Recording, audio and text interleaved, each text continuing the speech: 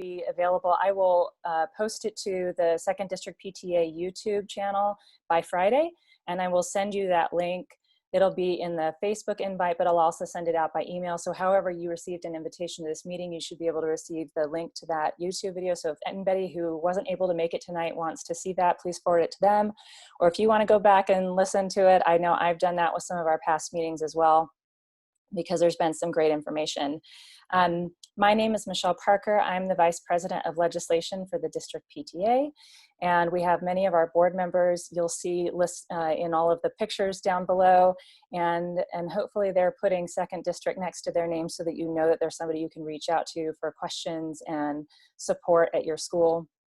A few housekeeping things, as I said before, if you could rename yourself, just look at your image, and if you hover over it, you'll see 3 dots in the top right-hand corner, and click on rename. If you click the 3 dots, you can push rename, and then add your school and your pronouns next to your name. That would be super.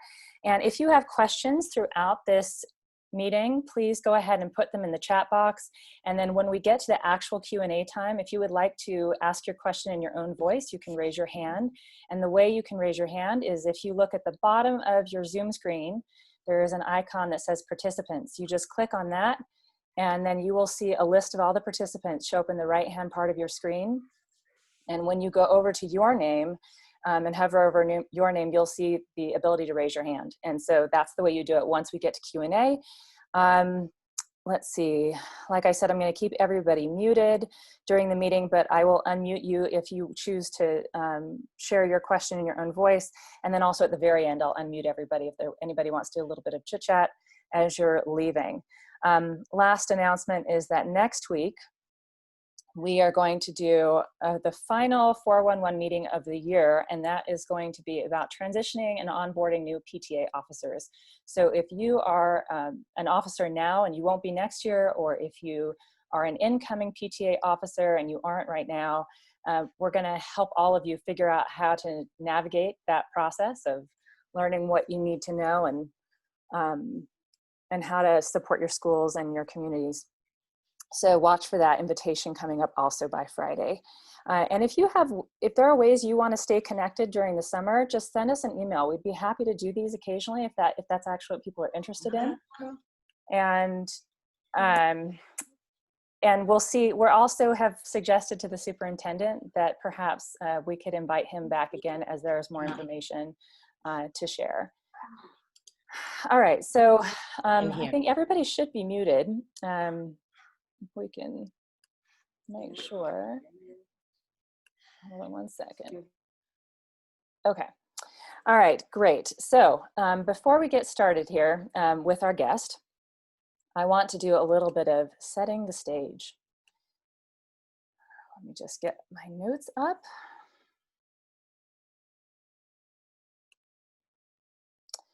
Okay, so as I mentioned, I'm the Vice President of Legislation, and so my job in the PTA is to help organize advocacy efforts.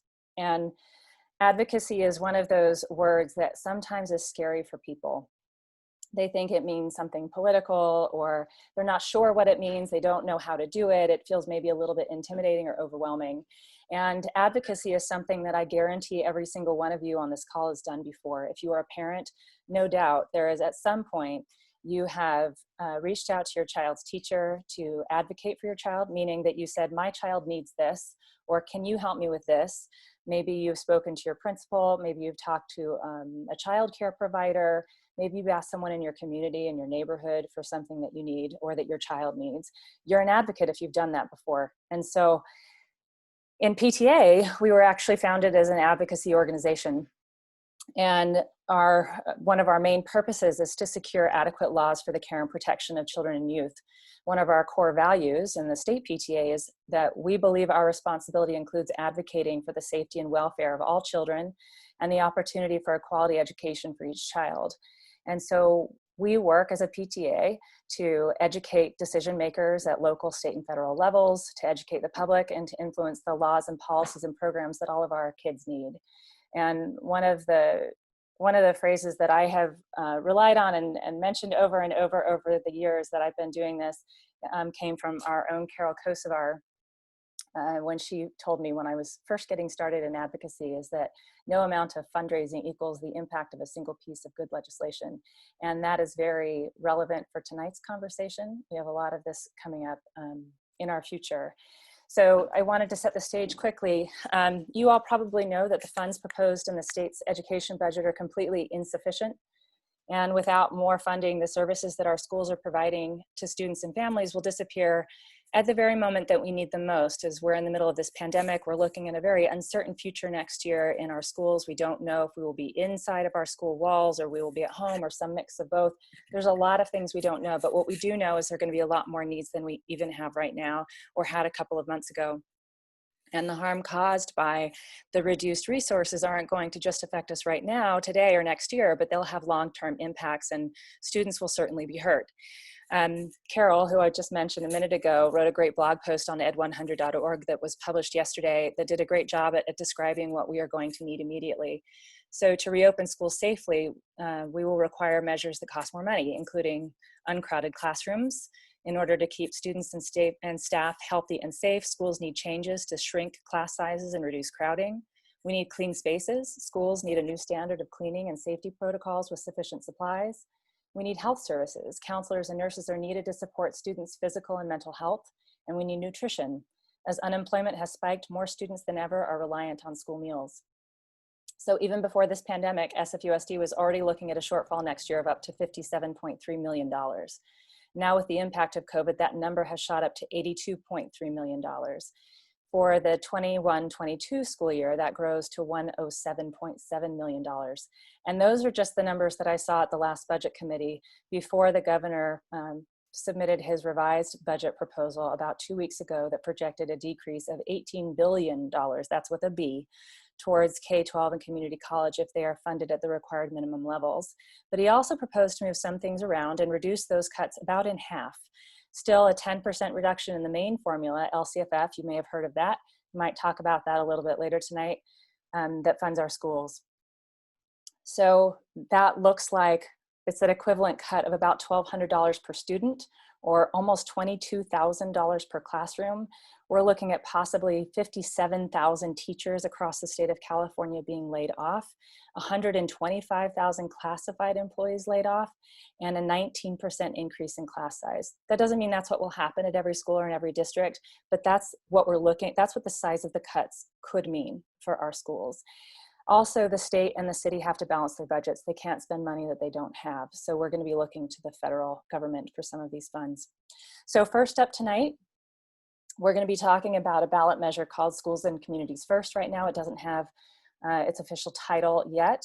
And this is a measure that the state PTA has endorsed, and therefore all of us who are PTA members all across the state can advocate in behalf of this measure.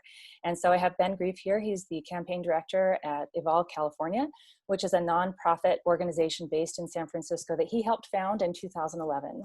For the last 7 years, Ben has led Evolve California's campaign to restore funding for California's public schools by reforming Proposition 13. His work has helped change the political narrative around a once untouchable issue that is the root cause for California's public education system falling to the bottom 10 in the nation in the per student funding. He sits on the executive committee of the historic Schools and Communities First initiative that will appear on the November 2020 ballot.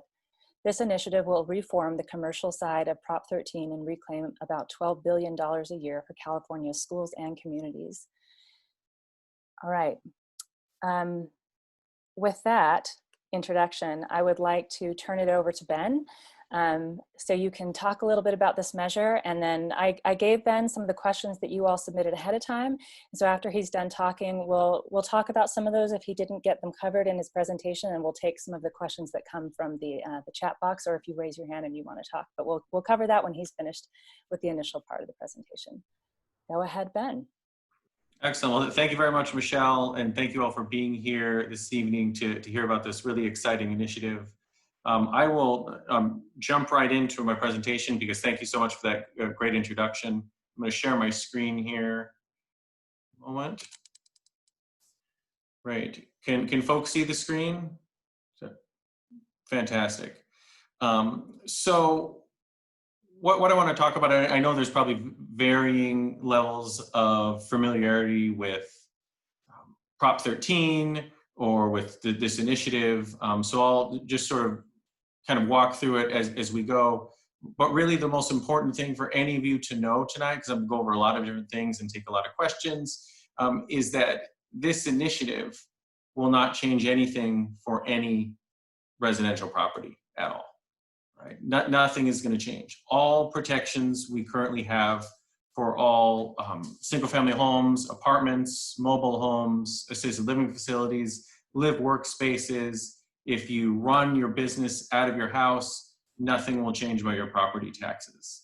So any possible situation you can think of where a building is used as residential, this will not change anything for those properties. So that's the most important thing to remember. If you remember anything else, because we know that our opposition is going to spend lots of money trying to confuse people and scare people into thinking that somehow the Schools and Communities First initiative is going to change their property taxes. It 100% will not.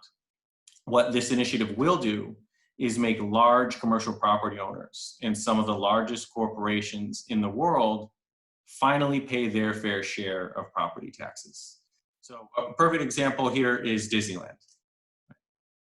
Disneyland is one of those very fortunate corporations, Disney Corporation is, that has held on to their property for decades. And so they're still paying property taxes based on what their land was worth back in the 1970s. So they're paying, as you can see here, roughly 5 cents a square foot compared to what the average California homeowner, and I know it's more here in San Francisco, but on average it's about 40 cents a square foot for residential properties. So this is the situation that we're working to change. We need corporations like Disneyland that you can see here made $59 billion last year, actually pay their fair share. And in terms of Disney, when we pass the Schools and Communities First initiative in November, they'll be paying about $24 million more in property taxes. They can clearly afford that. That's all we're asking, just that they pay fair market value. But we're also talking about Chevron, right? Chevron alone is costing our schools and our local public services $100 million every year.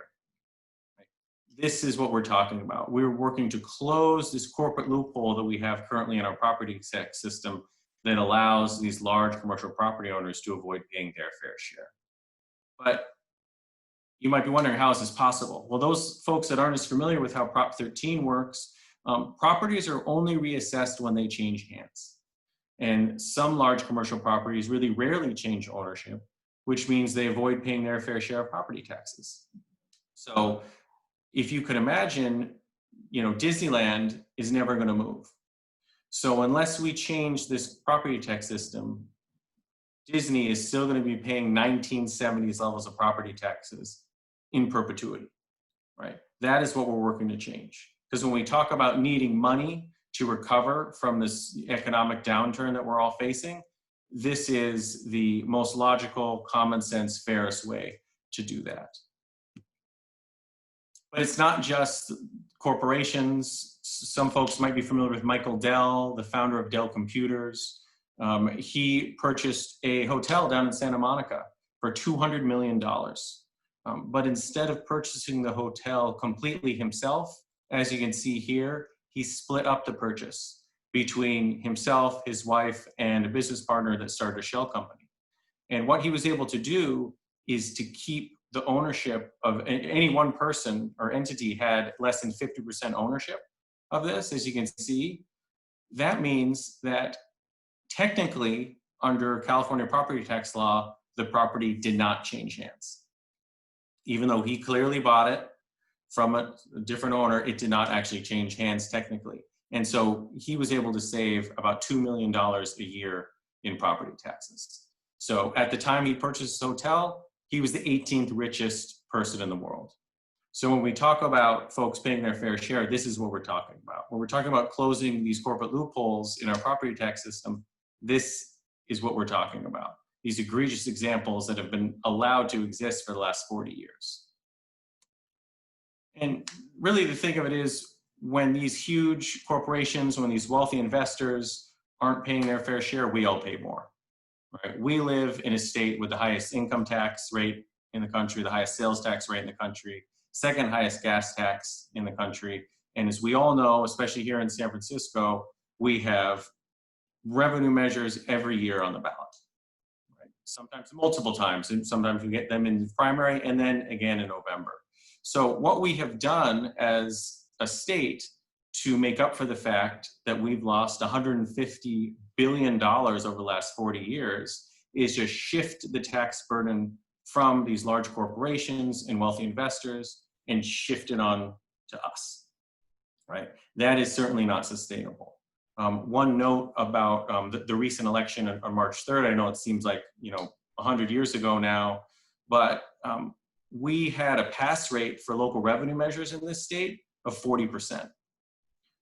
Previously, over the last 10 years, the pass rate has been around 70 to 80%. So clearly people prior to COVID were saying in their local communities that enough is enough. We're feeling nickeled and dimed. And so the idea that we can continue to go back to this well of individuals having to pay more and more every year just to keep things minimally acceptable for our schools and our communities is not an idea that really holds water anymore, especially now where we are with this current public health crisis. So our initiative reclaims $12 billion of reliable and stable revenue every year that goes directly back to our schools and communities. So this is not money that goes to the Sacramento General Fund. This is money that goes to our local schools and our local governments. Importantly, it protects all residential property. I honestly cannot say that enough. And I encourage all of you to spread the word. If you spread the word about one thing, make sure it's about how this protects all residential property. By simply closing these loopholes that commercial and industrial property owners have had for 42 years. Also importantly, this initiative provides a small business tax incentive. We are going to cut taxes for small businesses by about $1 billion across the state by eliminating the cumbersome tax on business equipment. This is a perfect example of how to make up for the lost revenue from large commercial property owners, we've had to nickel and dime our small business owners. The tax on business equipment is, so for a restaurant, you have to count up all your forks and knives and tables and chairs and ovens and everything, and you have to pay a tax on that every year. We're going to eliminate that for 95% of businesses in California. So this is something where this is all about getting tax money the right way and not nickel and diming individuals, working families, or small businesses. And then we do have a strict accountability and transparency in this initiative. Every year, local governments will have to show what they did with their schools and communities' first dollars. Obviously, this is a very school-focused audience here, and I want to talk more about schools and all that, but I also want to mention that this is just more than just schools. You know, this is something where we're going to benefit in many, many ways. Right? The money that is coming in to San Francisco and other cities and counties across the state, this is all discretionary funding. So this is funding that the local elected officials can decide what to do with it. This isn't money that is sort of going to be earmarked for anything other than schools, but then the local school boards can decide how they want, and school districts can decide how they want to spend that money. So this is all money where we get to decide how we would like it to be spent. And these are some options of things we can spend it on. So we all know we are in desperate need of money, especially here in San Francisco. We have a giant budget deficit that we're looking at. This is money that can help offset the cuts that we're going to be seeing over the next couple of years. So that's my pitch. That's a sort of quick rundown of the initiative, what it does, what it doesn't do. But obviously our opponents are going to spend over $100 million trying to confuse voters and telling people this is bad for business and this is bad for California and this is something we should vote no on. But the important thing to know is that these are large commercial property owners that are going to do whatever they can to keep their special deal. And what they're going to say are basically three things. One, this is going to somehow be a slippery slope towards changing property taxes for residential property. As someone that's worked on this issue for the last 7+ years, all across the state, I can assure you, there's no organization at all that's looking at doing anything with the residential property tax.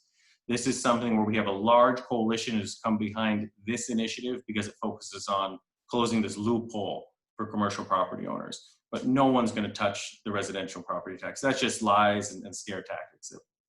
The other side is going to do whatever they can to spread. The other thing they're going to say is this is going to cause businesses to leave, right? And what we have to think about, this is a tax on property, right? This is not a tax on individual businesses.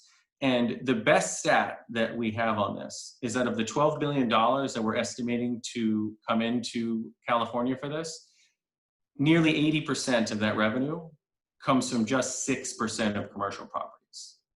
Because most commercial properties are paying at or near market value right now. It's only a really small minority of commercial properties like the Chevrons and the Disneys and the Transamerica Pyramids of the world that aren't paying their fair share. When we talk about all the development that we have in the Bay Area, especially, we've got all the land Google's buying in San Jose, Facebook's campus, Apple's second campus, the Salesforce Tower, all of those companies are paying their fair share. Right? It's only these other legacy commercial property owners that are paying 3 or 4 decades old property taxes. So this is not something that's going to cause all businesses to leave for any reason at all. The other thing they're going to say is that this is going to increase the price of goods and services.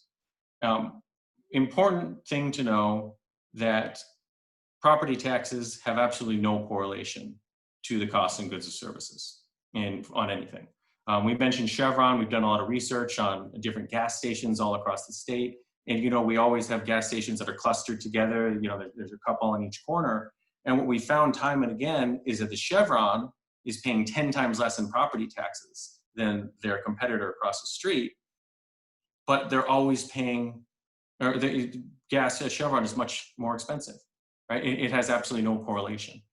We've looked at Trader Joe's all across the Bay Area. Right? Trader Joe's that are renting, Trader Joe's that own their own property, Trader Joe's that are paying property taxes from 20 years ago, Trader Joe's that are paying property taxes from more recently. The price of milk is the same, right? The cost of goods and services has no correlation to the property taxes that individual companies are paying. Just plain and simple, it doesn't exist. And so this idea that somehow the cost of things is going to go up for all of us is completely fallacious.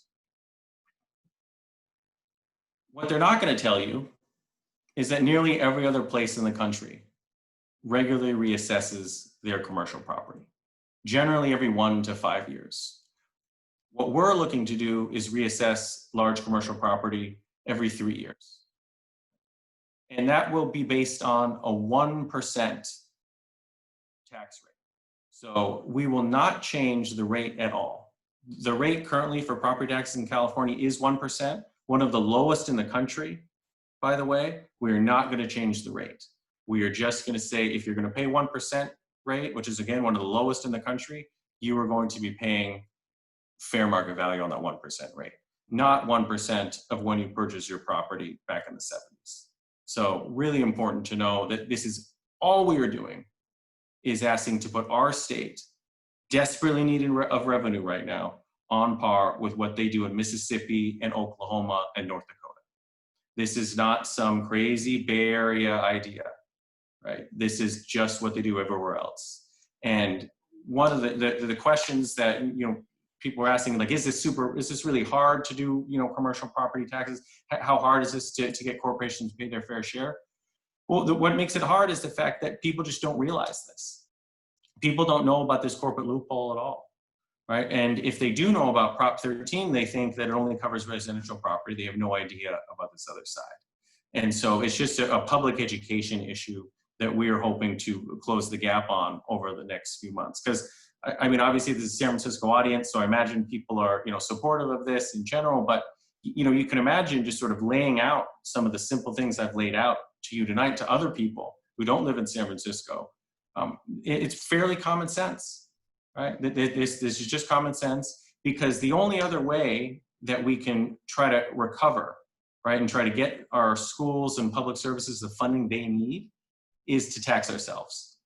And we have clearly said back in March, and mind you, this is also, we're not moving to the right on anything. This is a state that voted for Bernie Sanders for the presidential nomination, right? But at the same time, this is a state that is saying enough is enough. We can't be nickel and dime. So this is why we need to do something totally different. Remember, this maintains all protections for residential property. Very, very important to note that. I can't stress that enough, folks. We're asking folks to take action on this, right? We have a huge coalition behind this. We have big labor unions. We have the state PTA, the California League of Women Voters, ACLU. We have, you know, hundreds of organizations, lots of elected officials. Our elected officials here in San Francisco are fantastic on this issue. You know, Mayor Breed, Senator Wiener, Board of Supervisors, Board of Education, everyone's on board. The person that's not on board is Governor Newsom. Right? He is someone that needs to hear from constituents about this issue. That is the number one thing everybody here who believes in this, who knows that we need more revenue, can do tonight is go to our website, right on top of the web, on our homepage, you click the banner, it says, sign the petition to Governor Newsom. Very, very important. When you sign the petition, you can also sign up to do other things to help the campaign. One of those is supporting our organization and our ballot measure here and by making a donation, which I encourage anyone who is able to do so. It allows people like me to continue doing this work and be out here raising awareness to folks all across the state. But also we're asking folks to share their personal stories about why you feel like your community or your school needs more funding. We're asking folks to sign up to write letters to the editor. Some folks might have seen the Chronicle had a front page story on our initiative yesterday. We are going to be seeing more and more of these stories come out. We're going to officially qualify, we believe, on Friday for the ballot. We will officially get our ballot number, Prop 15, 20, whatever it might be, at the end of June. And so more and more of the attention is going to be placed on our initiative. We need people to be responding when they see a negative article about our initiative with a letter to the editor.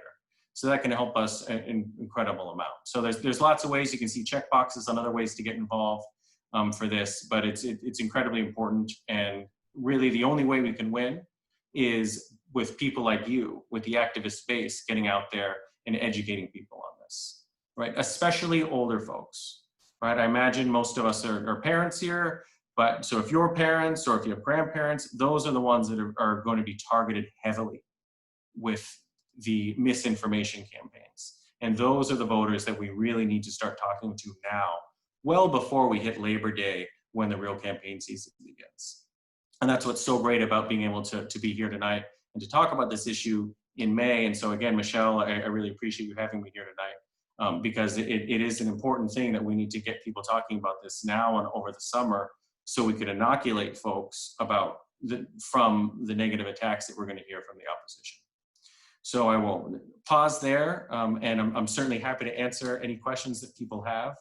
I think I covered a few of the ones that were asked prior to this, but let me just try to pull this up here. There was a question, will this affect homeowners? Certainly not.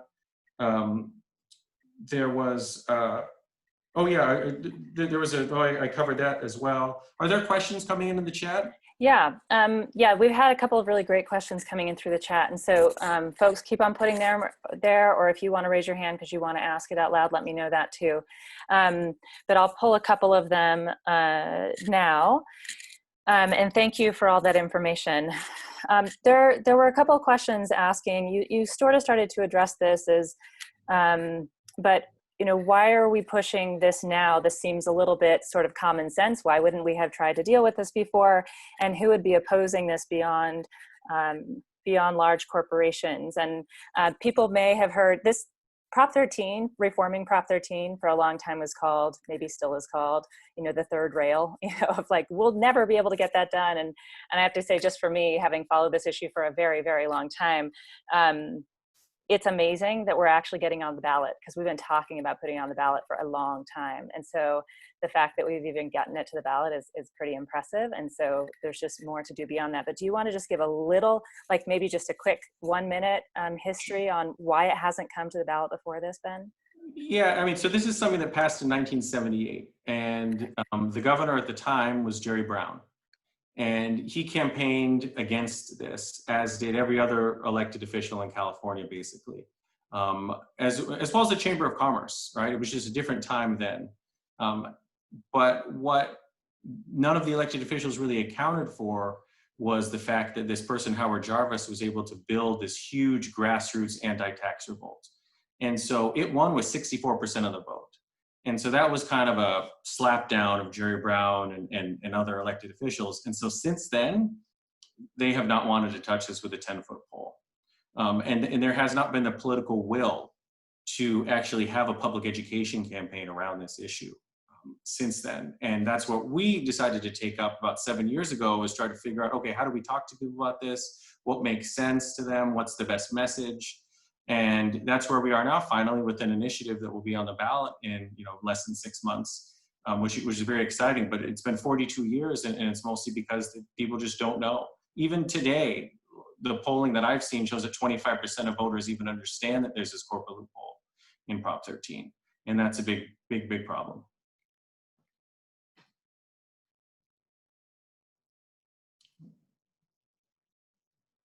Sorry, I was muted myself. Thank you for that. There's another question here. Do we think that there's going to be any kind of a judicial challenge if this passes?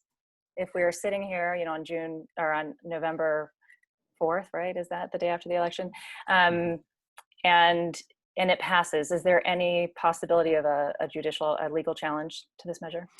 I think there always is, but we've spent a lot of time on this in crafting this with some of the best lawyers that write initiatives in the state. And if they do have a challenge, we don't expect that to go anywhere. Okay. Thank you. And I'm going to keep going through back some of these, but there was one that was just posted here that I think, let's see, where did it go? That I wanted to ask you. I will say one thing, just to interject, something I didn't mention is the specific revenue numbers for SFUSD or San Francisco. Yes. We just did a report on the numbers for San Francisco County. Mm-hmm. So we're talking about money going back to San Francisco County, about $480 million a year, right? So that will not close our budget deficit that we're projecting, but that will certainly do a lot towards making that smaller. We are looking at later in June releasing a report. We're still working on the numbers now. It's a little more tricky of the education funding because it all is going to go through the local control funding formula. So that takes a lot of work to make sure we get those numbers accurate. So all I can say today is about 480 for the local government side. Okay. And to let everybody know, this is the state budget is about 40% going to education. And so this measure is similarly proportioned, where there's about 40% going to education and 60% going to other community needs. And so hopefully we'll have details later on that. This is, can you talk a little bit on the oversight about this, Ben? Who will make sure that if this passes, that the money will go to schools? What's the oversight guarantee in the language of this measure? Yeah, great question. So like I mentioned, that we know the specific amount that's going to go to San Francisco. And then we also will know the specific amount of money that goes directly to the school district and directly to every school district in every city and county and special district in California. So we'll know a specific number that's going to go directly to them. Again, not a dime is going to go to Sacramento, all flowing back to our local schools and community services. Okay, great. And do we have any large companies who have signed on to this measure? So that's something we're still working on fairly hard. Honestly, we've taken a bit of a step back in terms of business endorsements because of what's going on right now. We're starting to get going again. But we do have the support of the Chan Zuckerberg initiative. So we expect to get Facebook to be on board. We're in conversations with Salesforce to get them on board. We have some smaller tech companies that, like Postmates is one of them. I want to say Pinterest as well. So we're slowly building that up because I think what we see here is a huge opportunity to kind of split the business community, right? There's a few legacy commercial property owners that are going to be against this, but these other newer companies that are actually creating the jobs of today and tomorrow are not benefiting from this at all, right? And those are the ones that we're looking to get to sign on. Okay, thank you.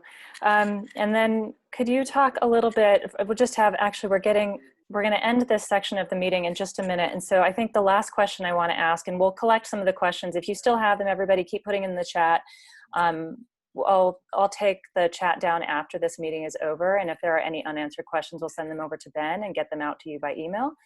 But the last question I would say, ask you is, what have you found to be, say, the top 3 most effective talking points as you're talking to, and everybody from the campaign is talking to everyday people across the state, that we all can use with our friends, especially the people who don't live in San Francisco, who might live in different parts of California?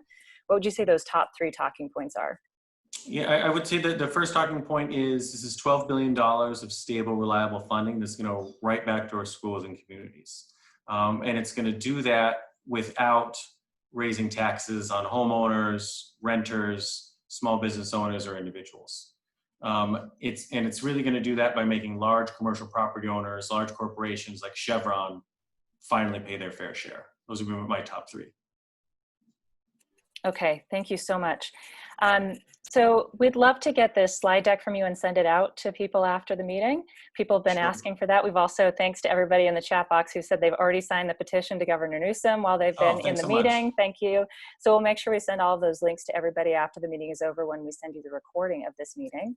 So thank you so much, Ben, for giving us an initial introduction to the measure, and hopefully everybody's fired up about this and is willing to help out and get it passed. If anybody on this meeting is interested in helping organize people in the city, let me know, because we'd love to do some organizing in the PTAs and help everybody know what this is about. That's right. I would like to just add to Michelle, feel free, you can put my email in the chat. So if anyone has some specific questions or other interested in getting involved, feel free to reach out to me directly. I've been working on this for a very long time, and because I just don't think there's a way forward in California without tackling Prop 13, and especially now, right? We're sort of, everything is very academic right now when we talk about $1 billion budget deficit here, or $50 billion at the state level. But I mean, we're looking at significant cuts, and this is the only way that we can stave those off and make them not permanent, right? So I really just implore everybody to, when they're thinking about what kinds of things can I get involved in, there's the number 1 thing, we all know what that is in November, but this is literally the second most important thing that anyone can be involved in this November. So I appreciate you all being here and listening. Feel free to reach back out to me, and thanks again for having me, Michelle. I really appreciate it. Absolutely, thank you. And I know you're getting some other good questions in this chat box. If you want to stick around a couple minutes, Ben, and answer some of the questions in the chat, you can go ahead. And if not, then I'll send them to you later, and we'll make sure we get them out, because there have been some good questions around things like how will the campaign look different under the social distancing requirements and things that you and I've already talked about. But thank you so much. We're going to move on to the next part of our meeting. All right. So the second part of our meeting, and we could spend an entire meeting talking about any of these small things, is talking about general advocacy. You heard my introduction at the beginning. We have a lot of work to do at the local, state, and federal levels to get more funding for education. We've just been underfunded for so very long, especially in California after Prop 13 and some court cases that impacted how our schools are funded here. And so we have invited 2 people from our school board to join us for this part of our conversation. We have our school board president, who is Mark Sanchez, and I'm going to tell you a little bit about him, and then Jenny Lamb also. So Mark Sanchez is the president of our board of education. He held a seat on the San Francisco School Board from 2001 to 2009, and serving as the president from 2007 to 2009. He was re-elected to the board in 2016 and is currently the board representative on the Council of Great City Schools Board of Directors located in Washington, D.C., which is comprised of the nation's 74 largest school districts. Sanchez taught 4th and 5th grades in SFUSD from 1993 to 2000, and 8th grade science in Redwood City from 2001 to 2008. He served as a principal at SFUSD's Horace Mann Middle School from 2009 to 2011, and Cleveland Elementary School from 2011 to 2017. In the late 1990s, Mark Sanchez co-founded two educational activist organizations, Teachers for Change and Teachers for Social Justice. He's a longtime resident of the Mission District and currently teaches 3rd grade in Daly City. Welcome, Mark. And then Jenny. Jenny is born and raised in the San Francisco Bay Area and is the daughter of Chinese immigrants. Jenny has devoted her career to public service and social change. Jenny is a member of the San Francisco Board of Education and also serves as Mayor London Breed's education advisor. After being appointed, Jenny was elected in November of 2019 to continue serving as commissioner on the Board of Education. She brings a student-first approach to her work that is informed by her being a public school parent. Lamb is an experienced community advocate and education leader. Prior to joining the mayor's office, she was the state engagement manager at the national organization Education Superhighway, bringing high-speed internet technology infrastructure to public schools across the country. For over 2 decades, Lamb has served in a number of executive leadership positions with nonprofit organizations, including Chinese for Affirmative Action in San Francisco, where she led education initiatives and worked to expand civil and political rights for immigrant youth and families. She lives in the Diamond Heights neighborhood with her husband and 2 children, both of whom attend San Francisco public schools. All right, Jenny and Mark, welcome. I'm going to make sure that I have you unmuted because I have a feeling that you can't unmute yourself. Just 1 second. Let's see, there's Jenny and Mark. You're unmuted. Take it away. I love the function of muting my kids every day. We'd love to hear from you and hear what you're thinking about how we can all work together to organize around some funding advocacy efforts at local, state, and federal. I sent you both questions that have been submitted ahead of time and a few others that I added to that list. So we'd love to hear from you. Sure. And first of all, thank you for having us. Speak for myself. As a principal at Cleveland, we had a PTA for a short while, and that's the last time I've interacted with PTA. So I'm really happy to be back. And I know Jenny is the chair of our budget committee, and Myung Lee, deputy superintendent, is with us as well. And hopefully maybe you can unmute him as well, because he can fill in some of the gaps maybe for us. So I'd like Jenny to talk a lot about the advocacy work if she can, and I think Myung can chime in as well. And then I'll talk a little bit about ERAF. Sounds great. Well, thank you all for inviting us. And Michelle, thank you for the invitation. It's really wonderful to connect again on a regular basis. My goal is to connect on a regular basis with our PTA members, and I see some of my my own children's school officers on here, so it's really great. And really, you all as parents, families, and our students are the driving force of and our workers, our educators, are driving force of this district and on our public education in San Francisco. So, you know, I know that Myung Lee gave you a pretty good overview a couple weeks ago about just how the budget works in SF Unified. It's definitely can be a complex approach, and really for tonight, we really want to talk and take the time to look at, you know, what's ahead and what can we do together. The numbers are quite sobering, and I just talked, you know, I seem to call Myung maybe every other day and just tell him, like, these numbers are pretty daunting. So let's talk a little bit about the federal government. I know that there was some ask about, you know, what's the realities of the federal stimulus now that it is stalled out on the Senate side. And right now, that's right, there's little movement. And as every week goes by, states are hurting more and more, right? And we know that these numbers are just unprecedented, that we haven't seen even 2.5 times the amounts from the last Great Recession. And so given what's in the HEROES package that was passed by the House of Representatives, I just wanted to give at least some couple high-level notes and really what that potential stagnation or loss means for both school districts, for city and counties, and for the states. So at a high level, the current package that the House of Representatives have passed includes $500 billion for states, $375 billion for cities and counties, and then $58 billion for school districts. And really, the sentiment right now of Senate Leader Mitch McConnell is really wanting to strangle and states And so that really then puts a pressure point on our state of California. And the way that Governor Newsom has structured, and you may have heard this already, but I'll just reiterate, the way he has structured his latest May revise is hinging upon and putting upon forward the need and requirement of federal investments. And so what does that mean? Michelle opened up with, the loss of 10% of nearly $19 billion when it goes to the local control funding formula. When it drills down to SF Unified, that's a loss of over $55 million. And so some of the numbers that we're looking at for next year is over, and Michelle, these are updated then from last Budget and Services Committee. But right now, San Francisco Unified is looking at an over $120 million shortfall. And that is on par to what we have heard from our statewide policy institutes, it's about 14%, 15% of our total school budget. And we're seeing that statewide, not just in that San Francisco Unified, we're seeing that in San Diego and some of our other colleagues in the larger urban districts. And, our staff has been working for months under the direction, working with Superintendent Matthews and the direction of the board, of really trying to keep those cuts even before COVID as far as way possible to the classrooms and ultimately to the student.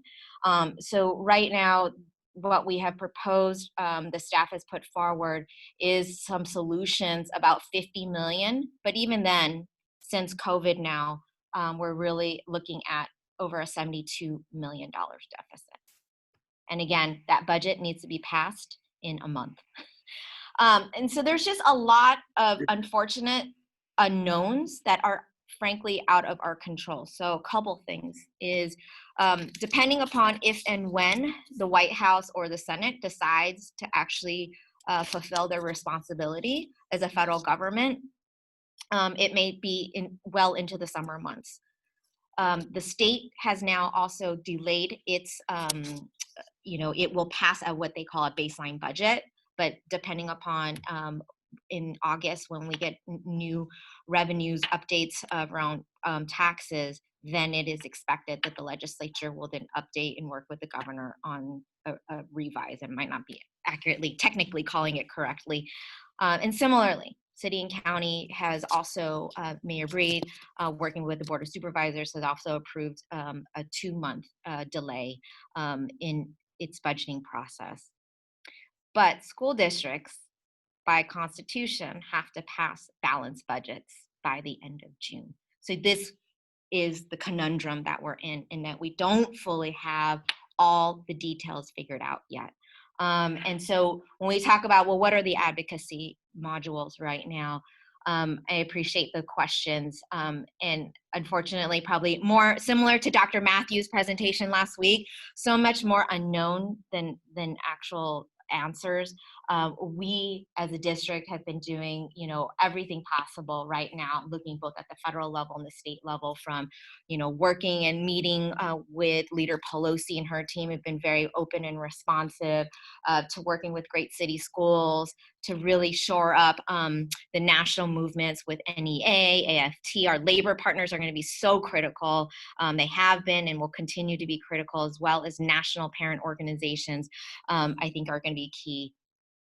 For the state level, it is really about to continue to to create that groundswell and to really, as Michelle opened up with, the importance around advocacy at all levels, from local, state to the national level, and how critical that parents, families, and companies, as we know, with the democracy of an educated workforce, is going to be able to keep us competitive through the 21st century and getting us out of this pandemic. So I'll just pause there, and because I know there's lots of questions. I'd rather have this be a dialogue, and I really want us to look to building this effort statewide. I'm really proud that Dr. Matthews, along with 5 other big California districts, including San Diego, Long Beach, Sacramento, Oakland, San Francisco, signed on to a very, I felt, detailed letter outlining what those solutions are. We won't get too policy wonky on it tonight, but certainly happy to share that letter has been published and gotten some press hits, but really ultimately is about that now more than ever is a time that we need to invest more resources, not less.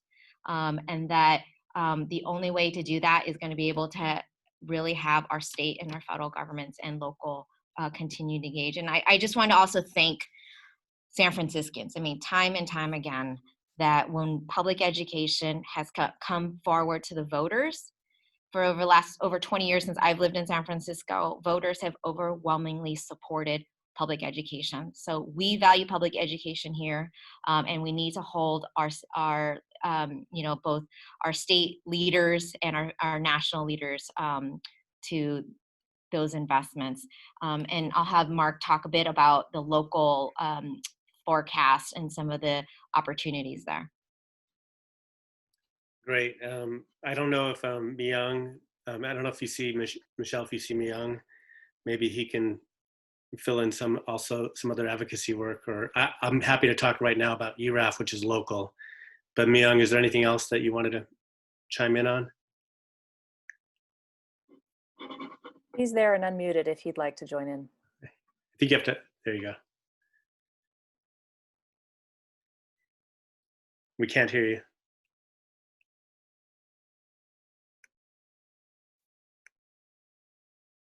Well, I'll start on ERAF and then he can fix his. Okay. Yeah, So ERAF, I think everybody in the room, in our virtual room, understands is an educational fund. It's Educational Revenue Augmentation Fund.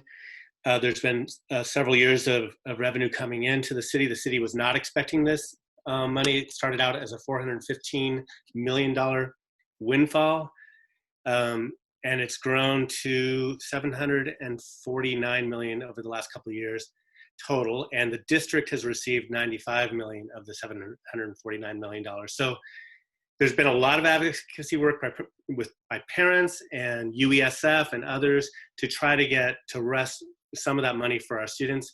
My thoughts, and other people agree, is that since it's an educational fund, the vast majority should be coming to our students and our kids and our families and our schools. Unfortunately, the state law that regulates it mandates that the revenue goes to the city, and then the city can decide how to utilize it. A lot of it is taken up through charter amendments and other mechanisms in the city budget. And so I think that our students have been essentially left behind.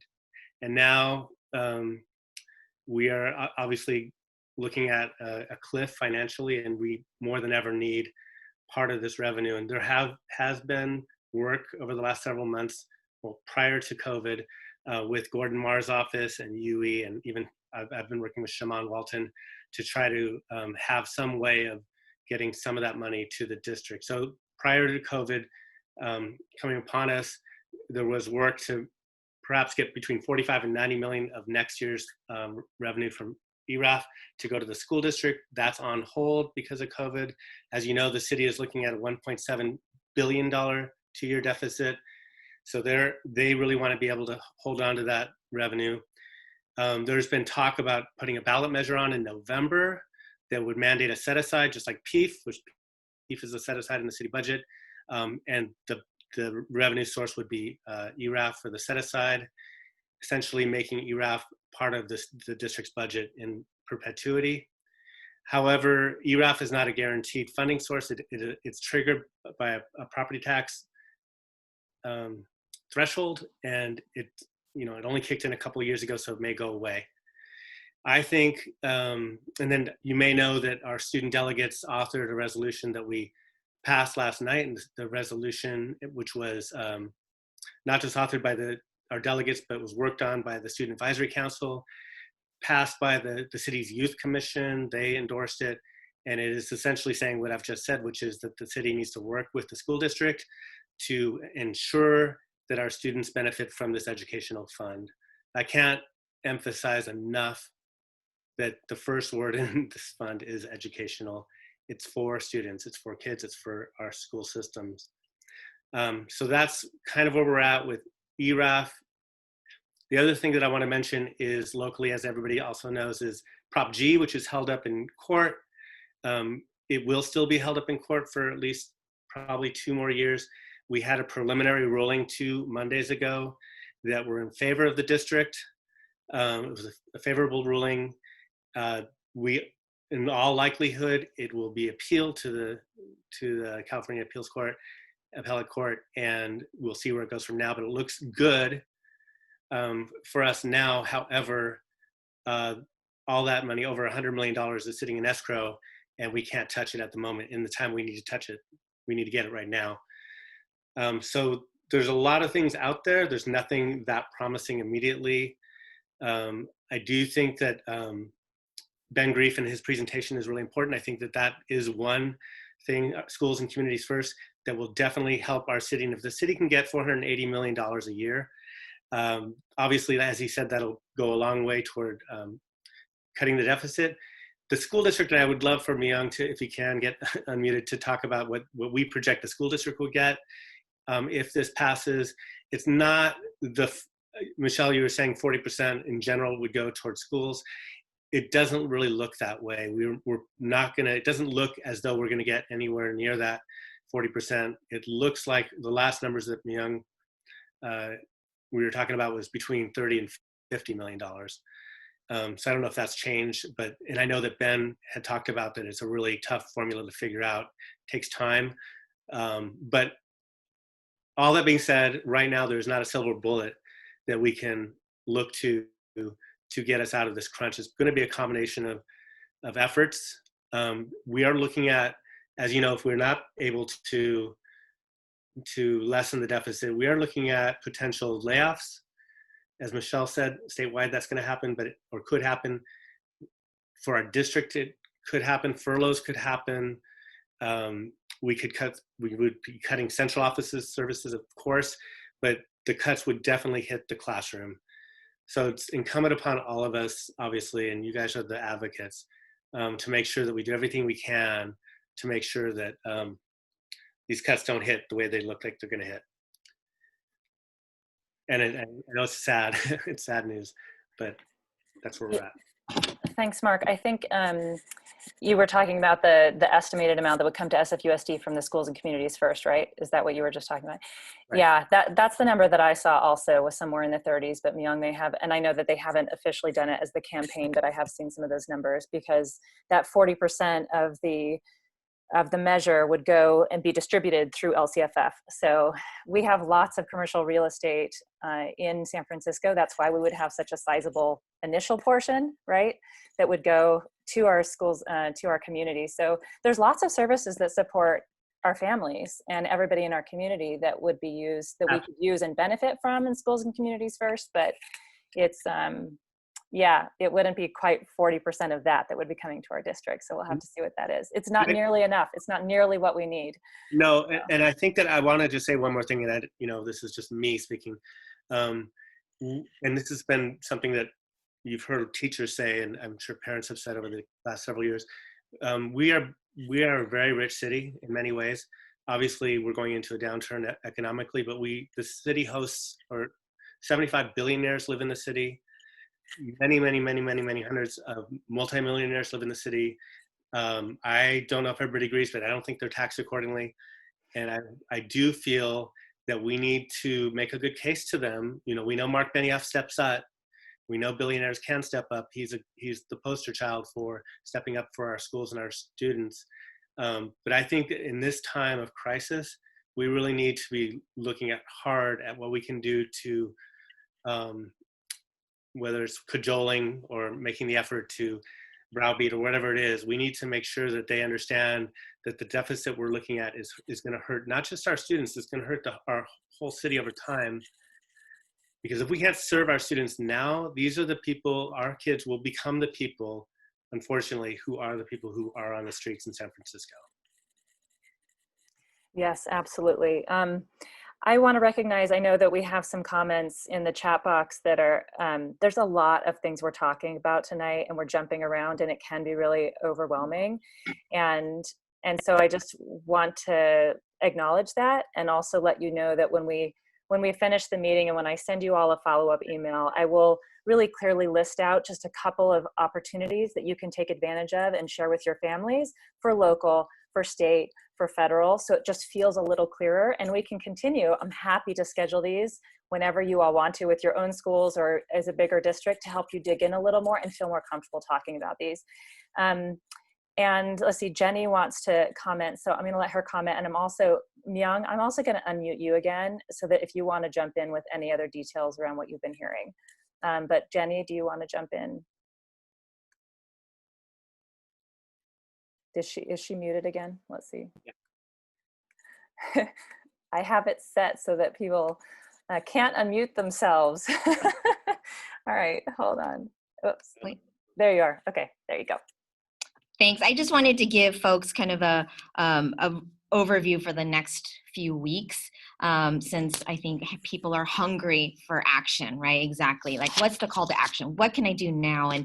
And just to give folks an overview, so the state legislature right now are going to be holding their budget committee meetings over the next 2 weeks. So both on the Senate side, both houses, both the Assembly and the Senate, and they will look to what's called conference. So basically both sides of the house come together and then they hash it all out. They make the sausage and then it comes out hopefully by June 15th.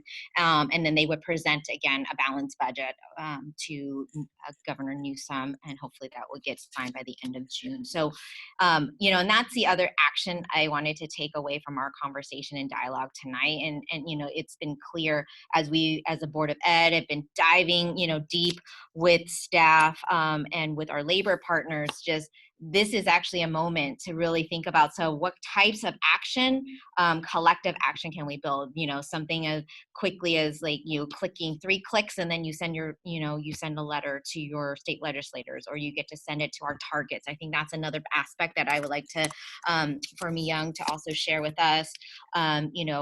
Over the next couple weeks, are there going to be particular targets, right? In addition to our state legislators who we've been working very closely with. And I know that Senator Holly Mitchell, who heads up on the Senate side of state legislature, has also been engaged. She's from Los Angeles, so that's why it was so critical. Again, I can't say how important it was for that statewide letter of 6, and I think I left Los Angeles, the biggest LAUSD, the biggest one out of, but just how critical that was to include from Sacramento all the way down to San Diego. And then related to, and so that's where I actually would love to get some ideas, like what is helpful to you all? Is it like a phone tree? Is it like a click 3 times and you send an email? With social distancing, it makes our traditional community organizing very different. And so maybe the use of social media and being creative about how we're using social media. So anyhow, I just wanted to at least name what that looks like. And then for the school district, we have some upcoming meetings for the budget and business services. I know it's probably, our meetings go quite long and can be kind of dry at times, but that's one way to stay up to date kind of the progress. We're going to be meeting as a committee as a whole.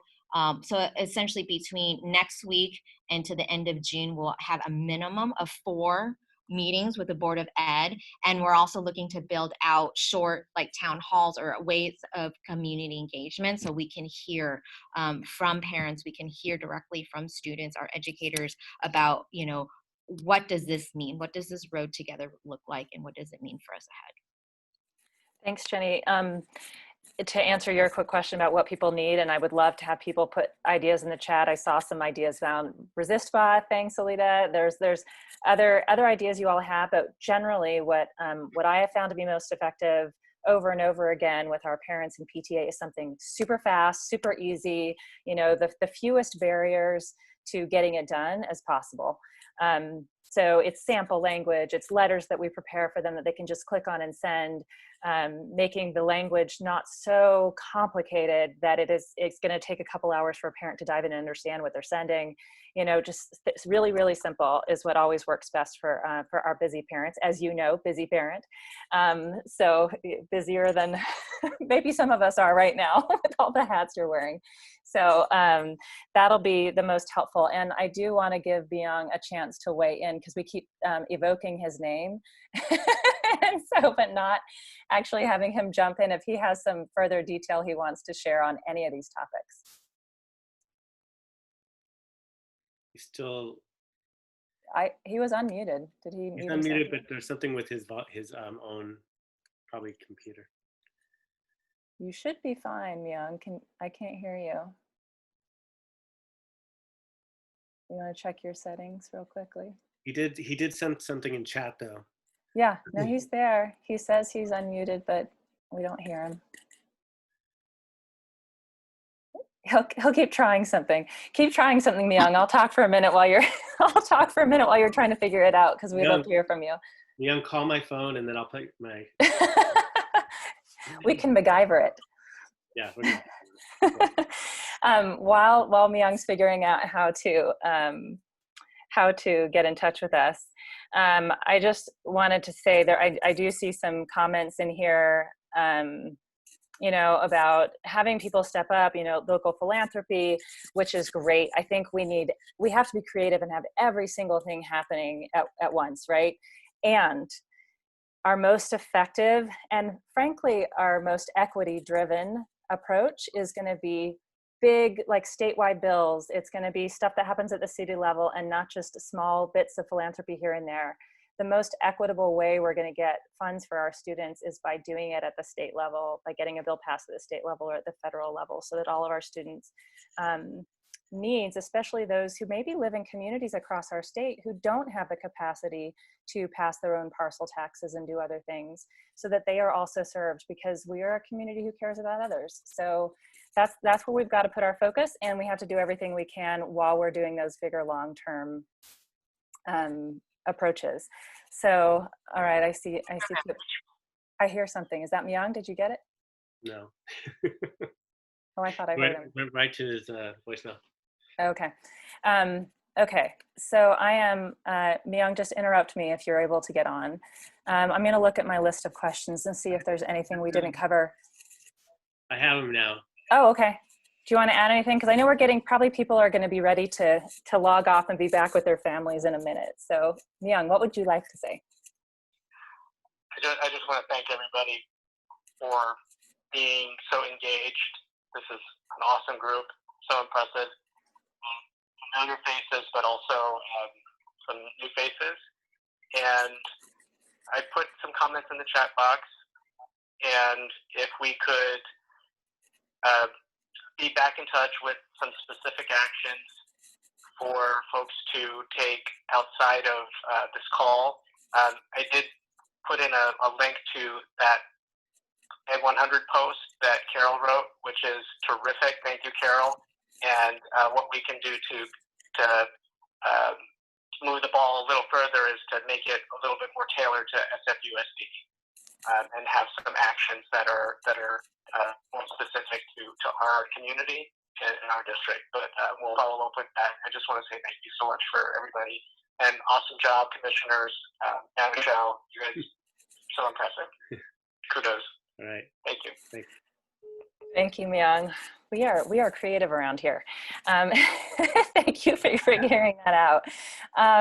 That's great. Yeah. So we'll get more information to you, and when we are finished with this call, I will look through the chat, because I have seen a lot of great ideas and things coming through in ways that people want to continue staying engaged with this. And I think once we have momentum around issues like this, we have to keep it going. I don't want people's momentum to die over 2 months as we end school next week.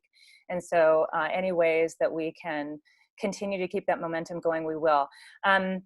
I feel like there's so much more I want to talk about and bring up with this group, but I know we're also at 8:45, and we've been really committed to trying to keep these meetings to an hour to respect families' times, and everybody's so busy working so hard with their jobs, with their at-home schooling with their kids, and then we have lots of essential workers here on the phone as well, people who are busy on our front lines in a lot of different ways. So I want to respect that and end for the night. But thank you to all of you who put your thoughts in, who have submitted questions, who are taking the time to be engaged right now in a time that's really stressful for all of you and your families. Just really appreciate that. So thank you for that. Continue to send ideas and questions to us. We will make sure we elevate them to the people who can answer them, and we will help you as a PTA in any way that we can. And then to close it up, I just want to say a couple of quick things.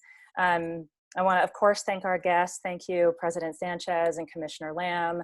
Thank you, Ben, if he is still on the line. Thank you, Myung, for jumping in. And Myung, if those of you who don't know, Myung is our Deputy Superintendent over Policy and Operations. Is that did I get the title? Sometimes I get it wrong. So thanks to all of you for taking the time to be with us. I know you've been really busy as well lately. Next week, we have another one of these 411 meetings, and we're going to be doing sort of a training and brainstorm to help all of you who are outgoing PTA officers and new PTA officers, figuring out how to transition all of the knowledge and help people figure out how to support their schools. So that'll be happening next Wednesday. We'll send out a link for that. That invite. I also wanted to let you know that tomorrow afternoon at 4 o'clock, ABC7 is going to be doing a town hall with a bunch of superintendents. Tony Thurmond, our state superintendent of public instruction, as well as our own superintendent, Dr. Matthews, and the superintendent of Oakland and San Jose, I believe, are the other two. And they're going to be talking about what next school year looks like. So that'll be on ABC at 4. You can live stream at YouTube, like all of the places. It's all of the places, and it's free. So if you want to check that out, please feel free to do that. I think that is it for the night. This is going to be recorded. We'll send this out. Thanks to all of you so much. I'm going to unmute you as we're signing out here. If people want to jump in and say anything and put anything else in the chat. Thanks again, everybody. Thank you all. Thank you. Appreciate it. Bye.